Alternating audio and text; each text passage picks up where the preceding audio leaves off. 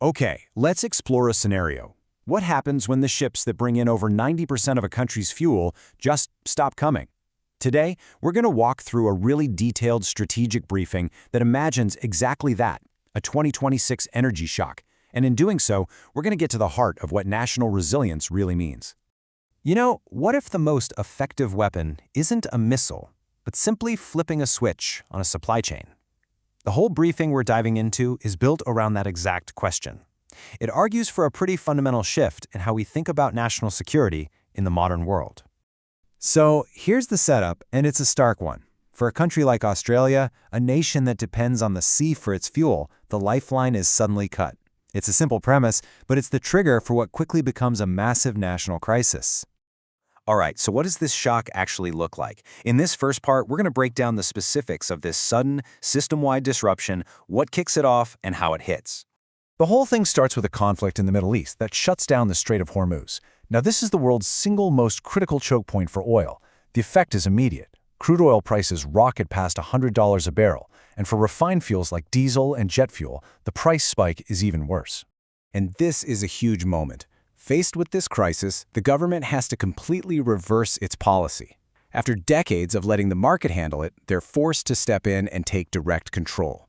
It signals a totally new era for energy policy. So you have to ask, why was the country so vulnerable in the first place? How did it get to this point? This next section really digs into the long-term decisions that chose just-in-time efficiency over having a real safety net. The report zeroes in on this idea it calls market fundamentalism. Basically, it's the belief that global markets will always be stable, the supply chains will always run smoothly, so you don't really need to store supplies for a rainy day. The whole assumption that it's always better and cheaper to buy fuel from somewhere else, well, the 2026 shock challenges that to its core. This is a great way to think about it. Your kitchen pantry. A just-in-time system is like having an empty pantry, just assuming you can get groceries delivered in an hour anytime you want. A resilient system, on the other hand, is a well-stocked pantry, ready for anything. The 2026 crisis basically reveals the country has been running on an empty pantry. And here's the hard number that really defines that vulnerability. Over 90%. That's how much of the nation's liquid fuel comes in by sea. When those shipping lanes get disrupted, there are very, very few backup options. But it gets worse, because there's a second problem. Even if you could get crude oil, the ability to turn it into usable fuel, like petrol or diesel, has just collapsed. This chart shows it perfectly. Over 15 years, the number of domestic refineries dropped from 7 down to just 2 for the entire country. And this is the policy gap. As a member of the International Energy Agency, Australia is supposed to hold a 90-day supply of fuel for emergencies. But for years, it just hasn't met that target. When the crisis hits, there's only about a 30-day supply of some critical fuels, like diesel. The briefing uses this quote to really hammer the point home. For a massive country that relies on transport for everything, from mining and farming to national defense, liquid fuel isn't just another commodity. It's the economy's single biggest vulnerability, its Achilles heel. And the problem isn't just about fuel for cars and trucks. The electricity grid has its own weak spots. The briefing points to a real event back in 2016. A statewide blackout that showed just how quickly technical problems and bad weather can combine to bring a modern economy to a standstill. Okay, so what about the transition to renewables? Well, that creates a new kind of dependency. The source calls it the clean energy paradox. The supply chains for all this green tech are incredibly concentrated. Right now, one country controls over 80% of the manufacturing for things like solar panels and batteries. This creates a whole new strategic risk. So, with the country facing this multi-layered crisis, what's the actual plan? How does the government respond?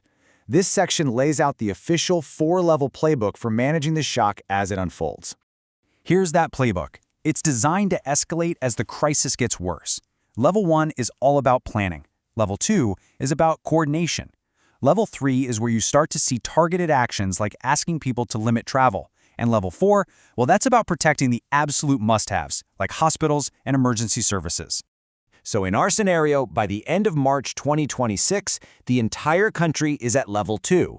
This isn't formal rationing just yet. It's about intense, behind-the-scenes coordination to make sure the fuel we do have gets to where it's needed most, just to keep the essential parts of the country running. All right, so the final part of this briefing moves beyond just managing the crisis. It focuses on the really big question. How do you build a system that can handle the next shock, whatever that might be? The source proposes a totally new philosophy, and it's built on these 6 principles. This is the big strategic shift. It's all about finding a balance between market efficiency and having real strategic defenses. It's about seeing energy security and the green transition not as competing ideas, but as 2 parts of the same goal. And these principles lead to some very concrete policy ideas. Things like an integrated national strategy, so everyone's on the same page. Mandatory fuel reserves actually stored on Australian soil, so there's a real buffer. And policies to protect domestic gas users from wild swings in global prices. These are presented as the building blocks for real, lasting resilience. Which really brings us to this final question. In a world that seems to be getting more and more unpredictable, with everything from pandemics to geopolitical conflicts, maybe the most valuable asset a nation can have isn't just economic efficiency. Maybe it's the ability to take a punch and keep going. In a volatile world, you have to wonder, is resilience the ultimate currency?